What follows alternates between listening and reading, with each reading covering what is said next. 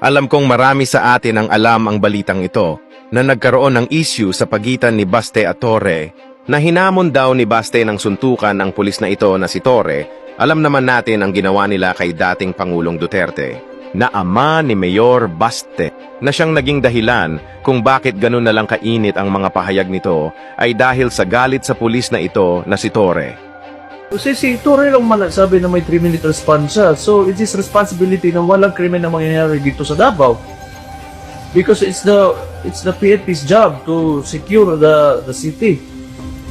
And hindi naman ako pinapilit ng city director. So, I cannot give, like, I do not know if I can give, advice kung paano gagawin yung trabaho ng mga pulis dito. Pero pag itong city director na nilagay ni Torre, hindi makikinig sa akin, he will not cooperate them.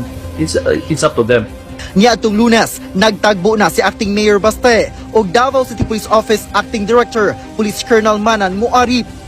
Hagit ni Acting Mayor Baste nga pamatud-an sa PNP sa pagdumala ni General Nicolas Torre III ngadto sa Dabawenyo ang programang 3-minute response time. But, tingin ko, gagawin yan harassment lang talaga. Dura Torre, Mr. Torre, sanay na ako sa iyo. Kinidnap ko nga yung tatay ko eh. Gusto mo harasin ako, harasin mo lang ako.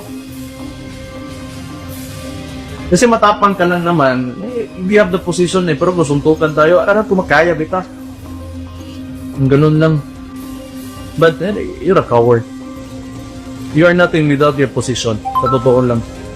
And nagmamatalinuhan ka lang, yan ang talaga ginagawa mo. May 3-minute response ka, may nakaabang na dyan, nakita ka talaga ng media. Kawawa ka naman, sa totoo lang. Sa issue labot sa safety sa Davao City, Kayo PNP, o sabihin nyo, hindi na safe ang Davao. So, ako ba ang polis o kayo? Dito nagsimula ang galit ni Baste kay General Torre na hindi mo maikakaila na mainit talaga ang dugo nito sa taong ito.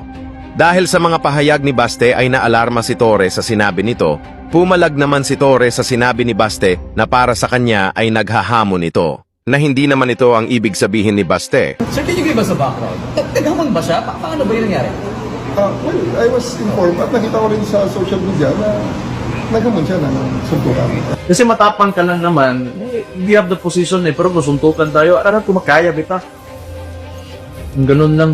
And, well, sa atin naman, whether it's serious or not, sa atin, let's just put this on a better use. Kung yan ang gusto niya, madaling pagbigyan yan, boxing na lang para madaling i-set up at gawin natin this coming Sunday, 9 o'clock. I'll be there in Araneta. Hindi ko alam kung if you're really serious about this, kung gusto mo yung charity na yan and you've laid some conditions, then let me lay my own conditions for the event. Kung serious ka talaga, ha?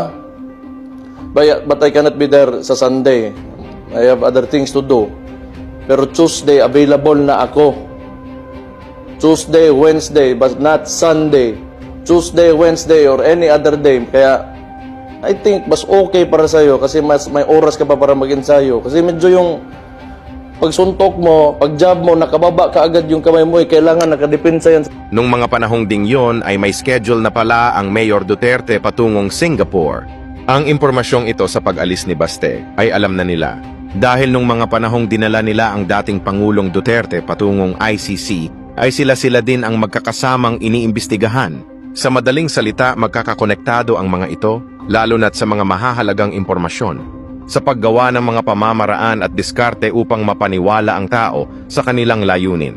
Nung nalaman nila ang pag-alis ni Mayor Baste ay agad silang gumawa ng plano. Dito na nagsimula ang pagpapakita ni Torre sa harap ng kamera, na kunwari ay todo ensayo na ipinakikita nito na handa siya sa magaganap na laban nila ni Mayor Baste. Dahil alam na nila ang mangyayari ang pagpapakita ni Torre sa mga media ay isang pamamaraan upang baliktarin ang tingin ng taong bayan sa mga Duterte at pagmukaing duwag sa paningin ng mga nakakapanood nito. Dahil sa ebidensyang ito, na nagpapakita ay alam na talaga nila na hindi sisipot ang isang Duterte kay Torre kaya itinuloy nila ito. Ito ay nagpapakita upang lituhin ang kaisipan ng taong bayan na duwag ang mga Duterte upang pagmula ng pangit na imahe sa pagtingin sa mga Duterte. At sila ang magmistulang magaling sa paningin ng taong bayan gamit ang mga kamera ng media upang mag-iba ang tingin sa kanila. Hindi naman kita hinamon. Sinabi ko talaga, pag nagsuntukan tayo, babobogbog kita. Hindi kita hinamon. Pero just the journalist that asked you. Hindi naman pwede one-sided. Di ba? Ano to eh? Both sides. This is entertainment. You know?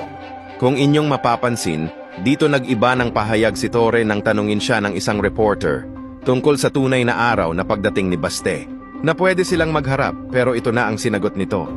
Tunuloy na lang natin sapagkat marami ang nagbayad. Marami ang nagbayad.